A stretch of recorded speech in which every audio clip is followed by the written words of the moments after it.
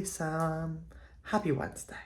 So my classes are doing a bit of brutal, violent, very bloody, very mean murder. As in they're all fucking killing me. Uh, and really, I blame them. I blame my teachers for this because they should know that I was gonna procrastinate on my assignments to the last minute and have accommodated me. Instead, I got like all the assignments due in the next like week or so, and some of them had like a few weeks to do, and others had like a few days to do. But so the net result is that I've like an assignment.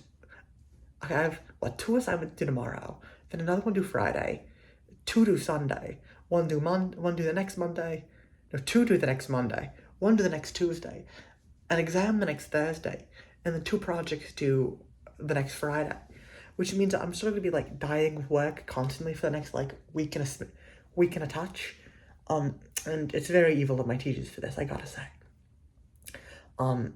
In politics, I was hearing that apparently some congressmen are now able to view some unredacted Epstein files, at least less redacted, because apparently it's redacted like ish, where like there's like the DOJ and like the FBI or something both did different sets of redacted or something, and one of the sets isn't there, but still like some redacted for some stuff, which is wild work already.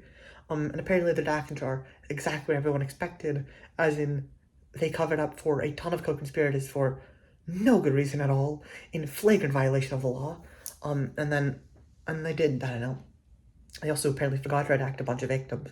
So now there's quite a few victims that are mad because A, all their details got exposed, and B, the actual perpetrators were more protected than they were sometimes, which is a little insane.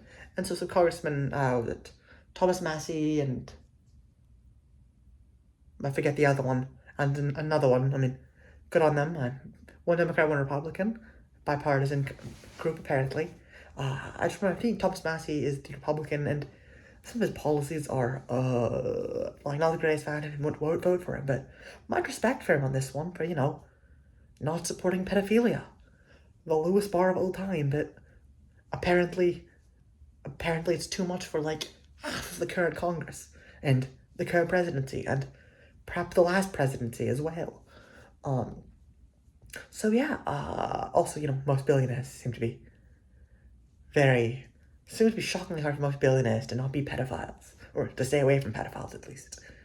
But yeah, so apparently they're looking through the unredacted footage as best as they can, and hopefully they're going to release more names and do best they can for right transparency, so maybe something good will happen. I hate the current government.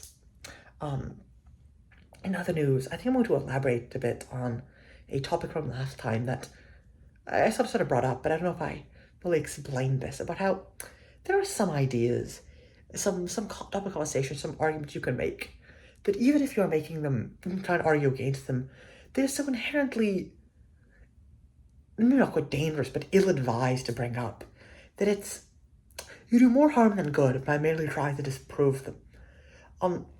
I think last time when I was talking the idea of, limiting voting to like only people with college degrees, which is one of those ideas that's, to at least a specific kind of very flawed elitist person, is so enticing.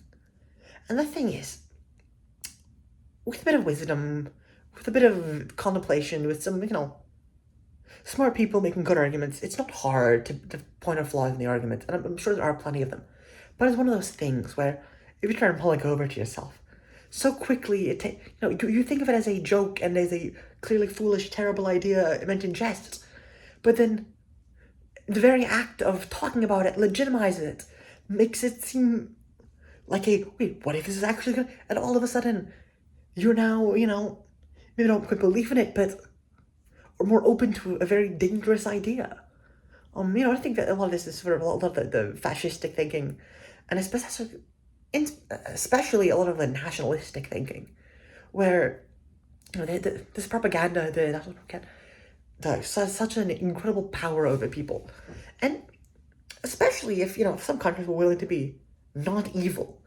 Like, can you imagine just how incredibly powerful American propaganda could be if America just didn't do evil shit?